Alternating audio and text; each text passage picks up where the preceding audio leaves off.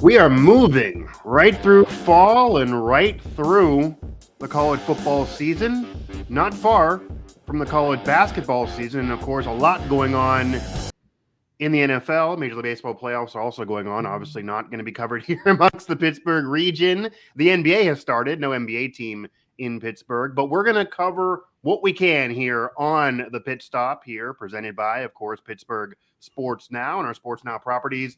I'm Mike Asti. That's Mike Vukovcan. And we will be joined midway through the show by our George Michalowski, who is our Pitt basketball beat writer for PSN. And we are going to mainly focus here on what's going to happen the rest of the season for Pitt football, and then transition into some storylines that are surrounding Pitt basketball, as they've certainly dealt with a lot off the court, but we'll get into what's going to happen here on the court in a very important season for Pitt basketball and Jeff Capel, as we've talked about on past shows. Rubber may meet the road at some point. Before we get there, Mike, Pitt football, they are now getting into an important stretch of their season because they entered this year with tons of hope and promise. They wanted to make sure last year was not a blip on the radar and a fluke season. They wanted to take an ACC title into more. People thought playoff was a possibility, and they predicted them to be there. That now seems pretty much out the window now, especially after the Georgia Tech loss. They are fighting to get a ranking again. They've gone through a season with a lot of injuries. They've been good at times. They've looked not as good at times. You have Slovis back in there, seemingly healthier. He's back in there now at QB.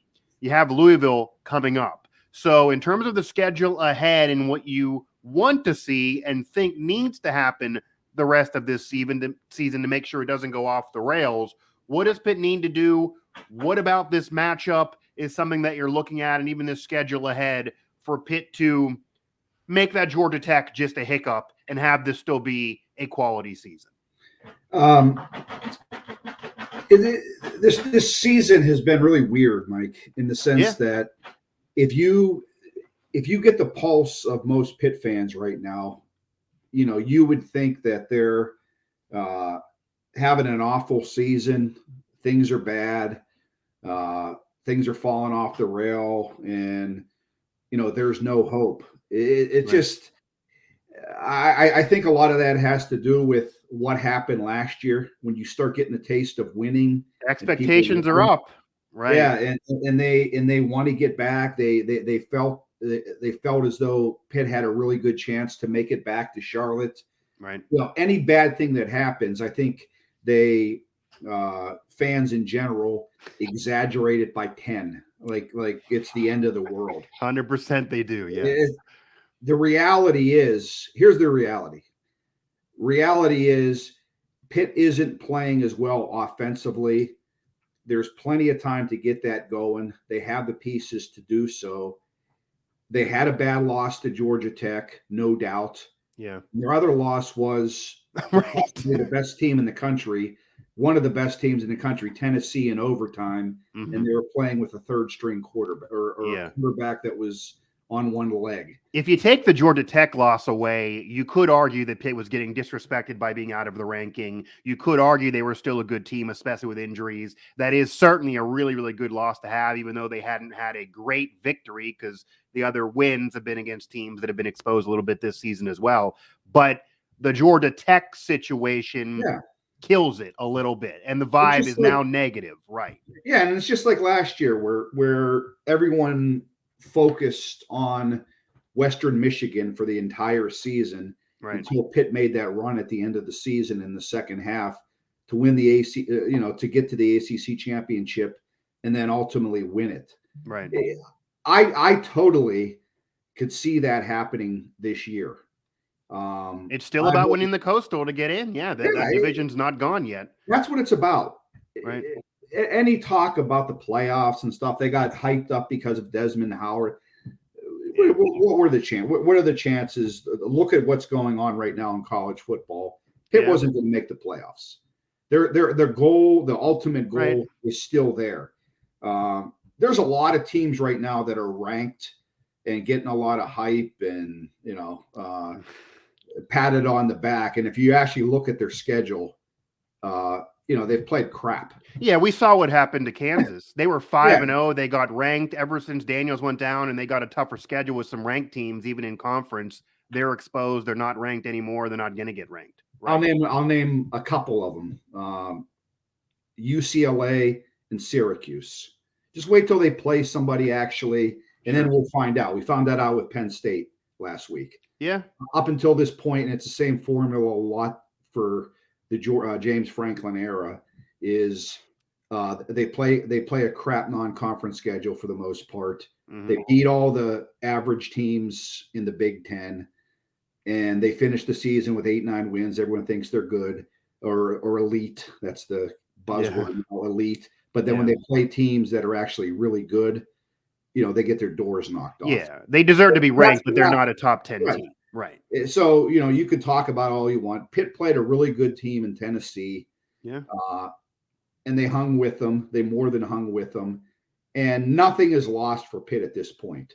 What has to happen to get to your question, they need to find a way somehow between Frank Signetti and the offense to find a deep passing game. The trend now, and it's not only with Pitt, if you watch the NFL, which is unbelievably boring these days, everyone's passing game for the most part, aside from maybe Kansas City and Buffalo, everyone's passing game, including the Pittsburgh Steelers, is east to west, 10 yards of the line of scrimmage, quick pass. And that's what Pitt's doing right now. And it's amazing that Abanaconda has had the season he has with 9 or 10 guys up on the line of scrimmage, and he's still being able to run, which tells you what type of back he is. Pitt needs to find a way. They need to trust Keaton Slovis. Frank Signetti needs to take the gloves off, the kid gloves off, and they need to go. They need to find a deep passing game. They've had that the last couple of years. Right. That's what exploded for them last year. That's what opened things up. Right. If they're able to start completing passes of more than 15, 20 yards, that'll open things up. Pitt's offense will be fine. If they continue to do what they're doing and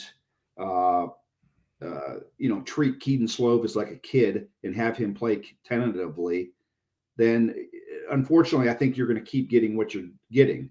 The unfortunate thing for Pitt or the test is going to be the easy part of their schedule is over with. Now they're getting the big boy football aside from that, and things are going to start. Things are going to heat up this Saturday in Louisville with a really good quarterback in Cunningham. Then you go to undefeated North Carolina. Syracuse. Syracuse, Miami. They can prove your point that maybe Syracuse is overrated, or if they don't show up, then Syracuse fans are going to say, nope, this is our special year. So a lot of what we're saying can be proven here coming up. Mike Vukovcan, Mike Asti here. We will have George Michalowski on in a matter of moments here. It's the Pitt Stop. You can find us, you can watch on our YouTube channels, but also you can find us anywhere you get your podcasts, Apple Podcasts, Stitcher, Spotify, TuneIn, etc., all over, where you can listen anywhere you can listen, in the car, on the walk, on a run, with your dog, whatever. I'm trying to get the baby maybe to stop screaming. That's what I do. But yeah, Pitt has a lot of it in front of them. They still can certainly win the ACC. It is certainly still possible with these games coming up. It will not be easy, though. North Carolina and Syracuse will certainly be brutal games. Louisville's not a ranked team, but they've been competitive in almost every game this year, and that is what happens when you have a quality QB. I do think the issue maybe for Pitt fans that even off of last year being a major bowl appearance and a conference title is the vibe maybe will always be, and we talked about this with Chris Muller of 93.7 The Fan, and he thought maybe this was what they were finally getting over, but then the week after we had him on the show, you do see Pitt lose to Georgia Tech after the bye. So maybe there are going to be some Pitt fans, the naysayers, Mike, that you're talking to. They're going to say that even last year with the great year, you did have Western Michigan, you now have Georgia Tech. So there is a pitting loss, even in the midst of Pitt being a top 15 program or a ranked team or a very good team. You could argue, and it's been said, that if you didn't have the Western Michigan loss, they might have been a playoff team last year, the way it shook out. So that is their fault they didn't get in. We'll see this year, though. This is different than last year. You don't have Pickett in his fifth year looking for a Heisman. If they get in the ACC title game, there's nothing to be mad at. So they can get over this Georgia Tech loss for sure. And if you go back to you and I have been doing this, to our shows. Yeah, a couple years now, a year at least. everyone thought, and me included, I shouldn't say everyone, but I thought that they were dead last year. Right. Well, their season would be dictated on what happens the next 2 weeks, and I still feel that way. Well, that's true. Right. If they win these next 2 weeks, in particular against North Carolina, if they win these next 2 weeks, I would lay a lot of money that Pitt makes it back to the ACC championship game, and probably ranked again. They might even get ranked. I know at this point, I think if you keep winning and what's happening, right, it'll be ranked. But I don't know that that's on their radar. What they have to do is find a way to get North Carolina a loss, and that they do that, then that'll be a 2-game win, right, and everything will be okay. If they lose to North Carolina, chances are there's a really good chance that their season's done as far as winning the ACC championship. And then it's just about winning as many games as possible. That is going to be a huge game for them next Saturday. They can't look ahead to this Saturday versus Louisville. But next week is pretty much their ACC championship as far as whether or not they have a chance. And I still think they have a very good chance to do so. I hopefully this bye week helps them. They figure some things out. And, they put on a little second half surge here, which I think is, very possible. Yeah. And when you marry this season, which could still happen in front of them with last year, they're still building the program up. So if they take care of business and they win these big games, certainly against North Carolina for the Coastal, this is the last year of the Coastal, so they still can get in that way and defend and etc. Then doesn't have to have a conversation of, the program fell off and it was an aberration. If they lose those critical games, they end up with a 6-win season. You're going to hear that in the offseason. So Pitt does have it in front of them to create a little bit of the narrative, what happens here moving on. Mike Vukovcan and Mike Asti, I do now want to bring on our George Michalowski, who is our Pitt basketball beat writer for Pittsburgh Sports Now and has a podcast that you can certainly find throughout our Pittsburgh Sports Now properties and also anywhere you get your podcasts there, just buckets. That's a fantastic program, by the way, George. So happy to have you on. And we now are going to transition into some basketball talk. It's been a while. I'm kind of excited here. An important season for Jeff Capel as well. And a new look Pitt team. For any casual fan who hasn't been paying attention to the offseason, you just roll in when a season starts. George, kind of catch those fans up in terms of how this team will look. How do you think this team's going to kind of unfold this season with Hughley there? You're looking at Nellie Cummings. You got a new look team, how the lineup's going to look, maybe some impact players that Pitt fans maybe aren't familiar with that weren't even a part of this team last year. Right. So thanks for having me on, guys. Appreciate it. Always love to be a guest on the Pitt Stop. And like you said, we've got the Just Buckets podcast with one of Pitt's returners. That's going to be big, Jamarius Burton. So Burton's going to play a big role this year. John Hughley's back. Nike Sabandi's back off a torn ACL from last year. They've got some other returners, but they did go to work in the transfer portal this offseason. So Pitt went out and got Nellie Cummings, the hometown kid from Midland, PA. Played at Lincoln Park in high school, played at Bowling Green to start off his college career, then at Colgate, went to 2 NCAA tournaments. He was all Patriot League player. I called his high school games, by the way. There you go. Makes me feel old, to be honest with you. He's a hometown kid. Yeah, he's a hometown kid. And so Nellie's a big story in Pittsburgh right now, and he's going to be a key contributor for this team, running the point guard position. I assume he'll be playing alongside Jamarius Burton at the 2, Nike Sabande or Greg Elliott at the 3, the wing spot. Blake Hinson, who's a transfer from Ole Miss, coming in this offseason. He hasn't played in 2 years. He's one of their biggest additions. 6'7", I believe 235 he's listed at. So he's going to be a big presence down low. I've also heard that he's had a great offseason shooting the ball. He's one of the best shooters on the team. He's looked like it so far. Obviously, we haven't had the chance to see Pitt in practice yet, the media. So this is all, based on paper, on past results. But Blake Hinson, another big addition with Nellie Cummings. Then you have John Hughley up front, in the middle. So Hughley is coming off a knee injury that he suffered a few weeks ago in practice. The word is, John Rothstein reported the other day that Hughley should be ready for the season opener against UT Martin on November 7th. I don't anticipate him playing much, if at all, in the exhibition game this Saturday against Clarion. But John Hughley is going to be the star of this team, and with that extra talent around him, with Nelly Cummings, with Nike back, with Burton coming into his own after last season, Blake Hinson, drawing attention at the forward spot. Hughley's going to have a lot more space to work. I mean, Mike, we were on post-game shows all of last year and talking about how literally every game was like, how did John Hughley handle the double team tonight? Like it was a daily thing. So, and Nike Sabandi not there last year. He was a player that 2 years ago, when you were coming aboard at Pittsburgh Sports Now, and we were talking about how he could be that player that could emerge, that could help after Chinpenny was no longer there to be that outside force to create those shots and hit those shots if Hughley was getting double teamed. And then obviously that wasn't the case. They didn't have him. So now you will. Right. Yeah. Nike's a creator. He's something that Pitt didn't have last year at all. It was Jamarius Burton taking the ball up. It was Femi Odukale taking the ball up. And these guys weren't really point guards, and they were forced into this point guard role. They didn't really have a lot of creation going on. And it was a pretty one-dimensional team. Honestly, everyone around the conference figured out that Hughley was the only thing that was going to really stop the other teams. They had a nice win over North Carolina last year, but I don't really think that this team is going to look much like last year's team at all, just because of the impact that, like I said, the transfers Nelly Cummings and Blake Hinson will have, among other people. Hey, George, a couple weeks ago or last week, I think I heard Jeff Capel. I'm not sure if it was with the local media or with a national appearance. Maybe it was at ACC Media Day. I thought it was an interesting comment. He, I guess, self-critiqued his staff and talked about 2 years ago they didn't handle the transfer portal well as far as bringing in players. And him and his staff, he believes that they did a better job this year in navigating, I think that was the exact word, navigating the transfer portal. Can you just touch upon that? And is that a result of, do you think, veteran guys he got from major conferences that have been somewhat contributors? Is that what he's talking about?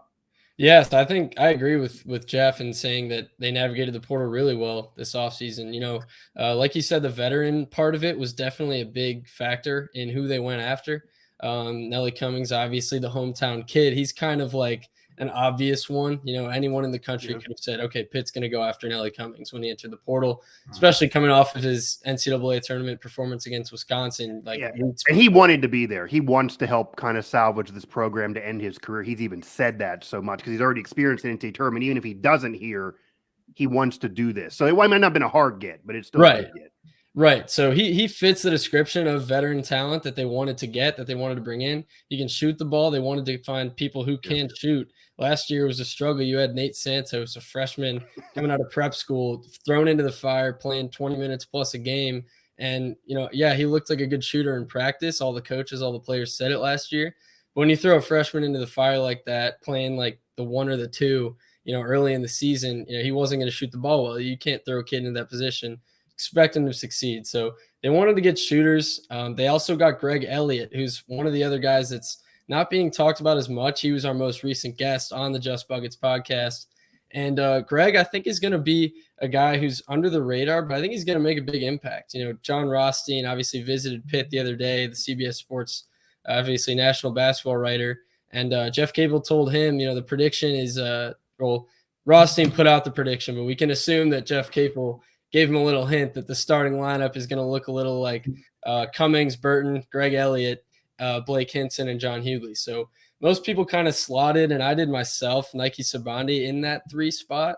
But obviously coming off a torn ACL, you don't know how he's going to look right away. But Greg Elliott, he's no slouch. The thing about Elliott is he's another guy that's a veteran. He played 4 years at Marquette, another high major conference guy in the Big East.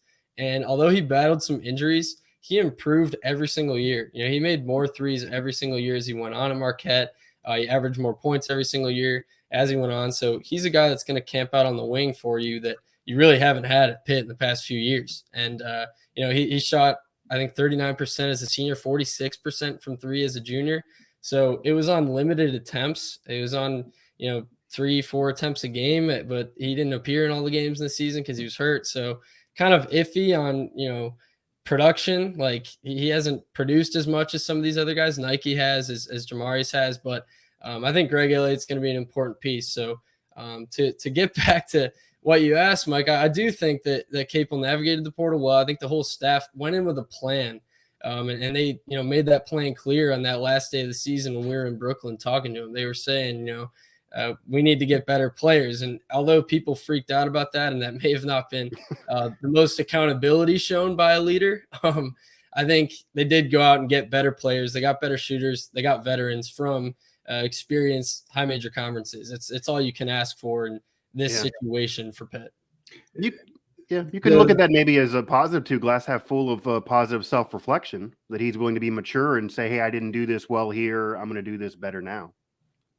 Right. Yeah. I think he totally accepted that that was the truth. They didn't have the talent level around the guys. They also had some off the court stuff. They had some injuries, right. But we all know how last season played out, but I did think he did a good job this season in the portal. Well, the big, let's get to the big story that everyone's talking about. We can't hide away from that. And that's, Dior Johnson. You're going to be going to his court appearance later on today.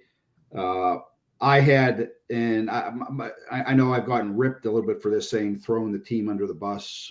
As far as I did a commentary after the thing, his arrest, saying that this team isn't going to be the same without him. I didn't say they're not going to be good, but it's obviously not going to be the same without him. I don't know what I wasn't throwing anybody under the bus.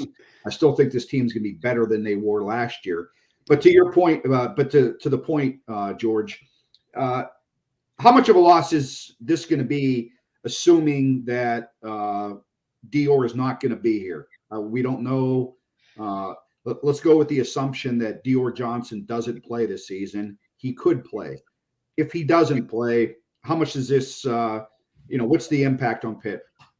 Yeah, so he's obviously a really talented player. There's no question that he was a 5-star talent. There obviously were some concerns in the rankings, the recruiting industry about changing schools often in high school, and that kind of forced his ranking to go down. But every evaluator, every scout that watched him play was in agreement on that he was a 5-star talent. He's a really talented kid. He's quick. He's shifty. He's got insane speed in transition. That was the one thing that I heard from early on this offseason in Pitt practices, was that transition, getting out and running was his biggest strength. He's got some nice crafty moves when he has the ball in his hands from the point. But without him, assuming that he's suspended indefinitely, we will know more after today's hearing. But I know it'll change the outlook. Like you said, it'll be a different team. I don't know. I wouldn't say that it's going to result in less wins. I don't think you can correlate those two, especially without him playing a game or even an exhibition with Pitt. He's a really talented kid. He would have played a pretty big role. I'm not so sure he would have started right away, as most people kind of assumed. I kind of thought that in the beginning, but I'm not so sure he would have had as massive, as big of a starter's role as people would have thought when they signed him. But I do think that, it's another missing creator from this offense. It's another Nike Simande type guard who can, break down a defender, get to the rim, shoot a deep three, or pass the ball in a crafty way, to his teammates. So Nelly Cummings is a great point guard to have. I think Nelly's probably, with a bigger role now if Dior is out. I think Nelly's up for the challenge, and I think he's really going to be reliable. I don't think Pitt fans should at all be worried about this season, going to the dump after the Dior Johnson news of getting suspended and arrested. I think he obviously would have contributed, but I really don't think that this team's mindset, their goals have changed much, if at all. George Michalowski here, joining us on the Pitt Stop. George Michalowski, our Pitt basketball beat writer for Pittsburgh Sports Now and host of the Jits Buckets podcast. So, George, obviously when the Dior Johnson news came out, and I do also want to get your thoughts a little bit about Pitt's upcoming schedule, those matchups there when they first start the season. I know you have to go here in a little bit, but when you first heard the news of Dior Johnson, the instant reaction was a lot of, wow, we can't believe this. And we don't want to get into personal and what really happened or what didn't happen, because we don't know all that, and all of that will unfold. And like Mike said, he could play, he could not play. all year. So we'll let that be when we learn more information. But the instant reaction a lot was this is going to be a major hit to Pitt. And you just articulated how it's going to be a hit, but it doesn't have to be the end of the world. There's some then who connected the dots to this is now another piece of criticism that could exist against Jeff Capel if this season doesn't go well. There's a lot of pressure on him. We talked a lot last year on different shows on how eventually it is put up or shut up, and this is a better roster, a more mature roster, leadership here with Nelly Cummings, Hughley back. This should be a better team, but it doesn't necessarily mean they're going to make a Final Four run here. It has to be reasonable expectations of what you expect out of this season and what will get Jeff Capel more rope with fans or even the program. But does anything that happened with Dior Johnson to you connect any dots to anything of Jeff Capel's tenure? Does it stain it in any way to you? How much pressure does exist around Jeff Capel, and does that increase any pressure that's around Jeff Capel if they would get off to a rough start? Because it's not exactly the easiest schedule here coming up after UT Martin. You have a very new, like Pitt, a West Virginia team that nobody really knows how good or bad they're going to be. And nobody knows that. We're going to touch on that too at WV Sports now. And then Michigan and other teams like that that are Power 5 programs that are usually good. Pitt could easily go 1-2 to start the season, and then people are going to bring all of this back up.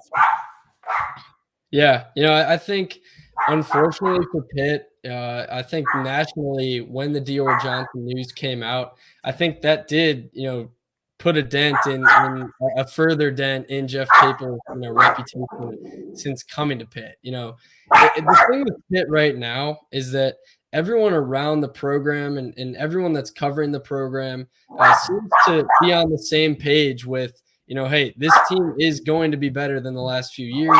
This team's going to improve. They have veterans, they have talent, and they have a star in John Hughley. They have a star in Nelly Cummings. They have guys that's been to the postseason tournaments in NCAA basketball before. But the problem is, you have these things like Ithiel Horton, the John Hughley situations, the Dior Johnson situation off the court, that even though those are in the past, those two are in the past, and Jeff Capel didn't have anything to do with those. Obviously, you have to hold the leader accountable of what his team does. You have to have a sense of, the team buying in before the season. All these things are happening right before the season starts. So you have to, put some, I don't think you put blame on him for these, but from an outside perspective, different from what Pitt guys are saying. Like I was saying, the people here think Pitt got better this year. The people here think that Pitt can make the tournament this year. But from an outside perspective, all that the national writers, all that the national media are looking at is, okay, Pitt's got 3 felonies in 3 years. Pitt hasn't improved in the ACC at all. They can't get past 12th in the ACC under Jeff Capel so far. Their ceiling is, I don't know, 8th in the ACC this year, people are saying. So it's really tough for them right now because it seems like whatever Pitt did this offseason, it wasn't going to be able to climb out of this hole that it's dug itself, and outside factors have dug Pitt over the past few years. And this didn't really help that. So that's in part why I think things like Pitt getting placed 14th in the preseason poll happen. They haven't proved anything, and they've only really hurt themselves, the players over the past few years, and the staff not winning a bunch. So it's tough. I think everyone around the program is kind of tuning out the outside noise at this point. Sorry. But the national perspective feels like everyone's like, okay, this is Pitt. This is Pitt basketball again. Another off the court issue. But you can't put that on Jeff Capel. It's not. It's a player making an alleged mistake. We don't know obviously what happened yet, but you can't put these things on Jeff Capel directly. That's what I think. All right, just last real quick, George. We got 1 minute here. We've talked about a lot of the veteran guys returning, and the Hugleys, the Cummings, the Sabandis.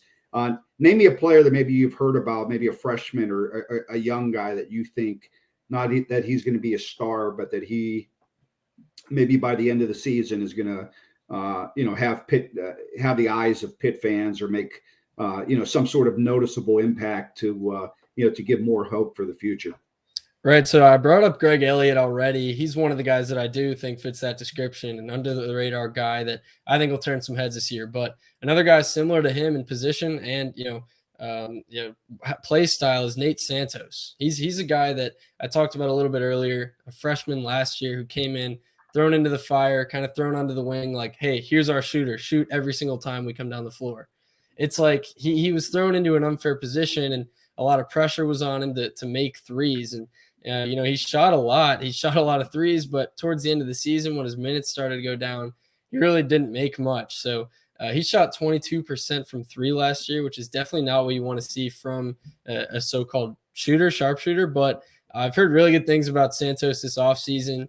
Gotten stronger. He shot the lights out. I guess in the open practice to the season ticket holders that the media was not allowed to go to.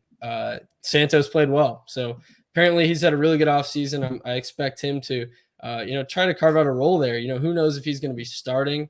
Obviously, Greg Elliott and Nike Subandi are all going to challenge for that starting wing guard spot. I think they can do a lot with these guards, with these wings that they have on the roster. But I think Santos could really turn some heads if he comes out and shoots the lights out. All right, George, definitely appreciate the time. I know you have a lot of work going on here today and then moving forward to preview Pitt actually on the court. But Dior Johnson, certainly a big story, and we'll learn more and get more information. And right now is an alleged crime. We don't know exactly maybe what really did occur. We'll find all that out. And, of course, Pittsburgh Sports Now is where all that news can be found, all those answers when we know them, and all the coverage for Pitt basketball this season. George, appreciate it, man. Awesome. Thanks, guys. Have a good one. George Michalowski there, again, our Pitt basketball beat writer with Pittsburgh Sports Now. Mike Vukovcan, Mike Asti. We now will round out our Pitt Stop of the week as we now go back to Pitt football and talk about some players that are no longer going to be contributing this season to the program. One of them, and this really could have been the headline of the show, but other things ended up occurring. And this was a major story, really, at least in terms of a surprise. And that was wide receiver Jaden Bradley, who originally the news was, oh, man, he entered the transfer portal. Nobody knew why. It thought to be breaking news, surprising news. Why would he want to bolt, kind of like a Jordan Addison type of situation, especially now? We then later learned, and I do see that on Pittsburgh Sports Now, that Pitt and Bradley decided to mutually part ways, and it happened sooner than expected. So, Mike, what are your thoughts on the Jaden Bradley situation? Kind of, it was a bit of a shock to a lot of Pitt fans when that news broke, and this is middle of a season. This is an off season like Jordan Addison. Yeah, it definitely surprised a lot of people considering the minutes he was getting. The last couple games, he had been one of Pitt's most productive receivers. And, the other thing is after 4 games or 4 or 5 games into the season, your redshirt opportunity is gone. And he right. played his games. So it wasn't as though some of these players that are leaving because they still had the redshirt possibility. He's leaving in the middle of the season. So he's going to get nothing out of this. He announced that he's going to finish out the semester academically at Pitt and then, move on. Yeah. Like, what's the benefit of him to not play? Right. Yeah. Well, what I was told by people were that it just got to be a situation where, I don't want to make too much of it, but it was just better for both sides that they were apart, and you could read into it whatever you want with that. I think the football side thought that, and I don't want to paint Bradley out to be, some terrible kid, but for whatever reason, the two sides weren't able to, they weren't getting along. They weren't on the same page. I think Pitt thought that they could keep things together till the end of the season. And then maybe they knew he was going to enter the portal at the end of the season. I guess it just got to the point where that wasn't going to happen. And, you go with the Pat Narduzzi motto of we, not me. Yeah. Maybe that played into it. I assume that played into it. So that's going to create an opportunity for somebody because, that's not the most deep position for Pitt.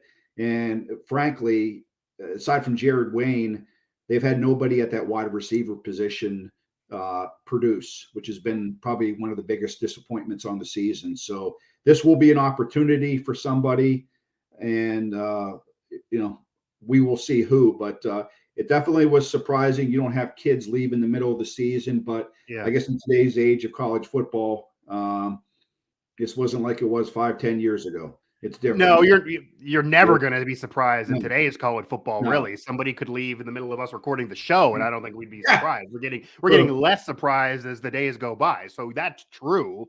However, doing it in the middle of the season, even in the midst of the transfer portal chaos, is still a bit odd. And as you touched on, he's going to finish school. He's not going to play. It really did appear they just need to part ways, which then is how the story kind of unraveled, which kind of seems a little weirder because usually when players are transferring, they're doing it to better themselves on the field. That's not really the case here. It's also obviously a hit to the offense, a position of need that they lost last year with their number one in Addison being gone. Also, though, Carter Warren has been announced as being out for the season. Pat Narduzzi touched on this at his recent press conference. This is obviously off of an injury. This isn't a player leaving, but he plays his last game as a Pitt Panther.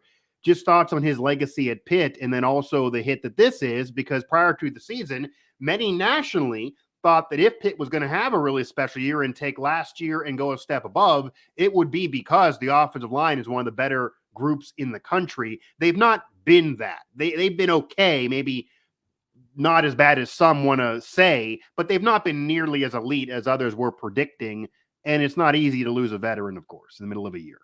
No, Carter Warren is Pitt's best offensive lineman, bar none, not a question. He will play. He'll get drafted in the NFL this year, assuming his injury isn't too bad. I think Pat touched upon that they wouldn't give him, instead of rushing him back and maybe re-injuring it or something and injuring his or hurting his pro future. Let him get this thing fixed and then move That's on. More important than an ACC title for him now. Yeah. And he's a guy that he's impressed NFL scouts. He's your prototypical left tackle. He's been a class representative of Pitt. Kind of a surprise that he decided to come back this year, because there was talk about him in the NFL next year. This is tough for Pitt, plus especially because it's going to protect, he's going to protect the blind side of the quarterback.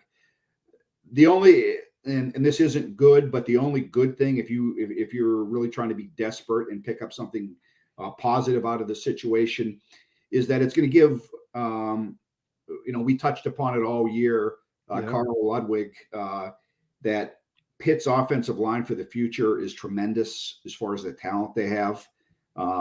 They have a lot of young guys that are just waiting in the wings, that if this was another program, they'd probably be starting right now. This is going to speed up the process of one of those young guys getting on the field, so that next year it won't be their first time. They're going to have 6 games now to get some experience. I'm assuming that's going to be Branson Taylor, a big left tackle from Ohio. He's going to step in. He's played the last couple games with Carter getting injured after the Rhode Island game. So that's the only good thing about this, is Taylor's probably going to get on the field early. But too bad for Carter Warren. He wanted to have a chance to go with Pitt and repeat as ACC champions.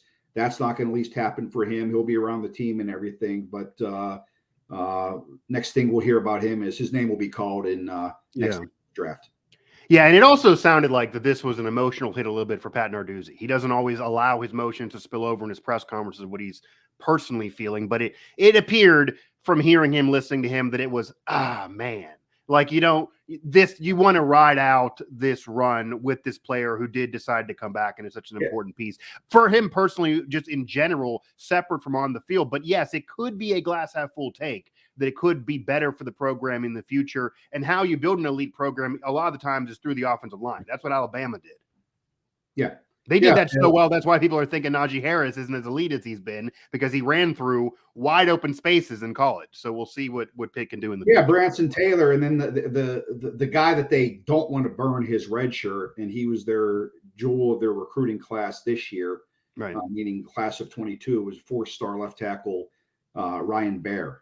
from Ohio. He's going to be Pitt's either their left or right tackle. They're doing everything they can to not have to play him this year. Chances are he'll get on the field next year, but they want to hold him out for this year. But I think you made a good point, Mike, with Narduzzi's reaction is because Carter Warren was one of Pitt's captains this season. Yeah. And as I mentioned, when you talk about guys that college football are about and guys that make the program proud on and off the field, that's Carter Warren.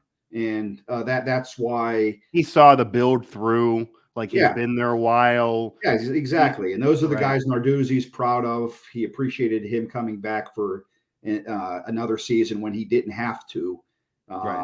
So this is more than just a player being out for the year. Yeah.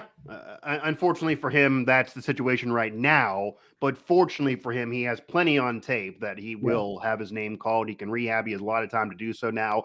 I'm sure that also played into Narduzzi's decision to, and he would listen to his doctors, of course, that, hey, he chose to come back to us.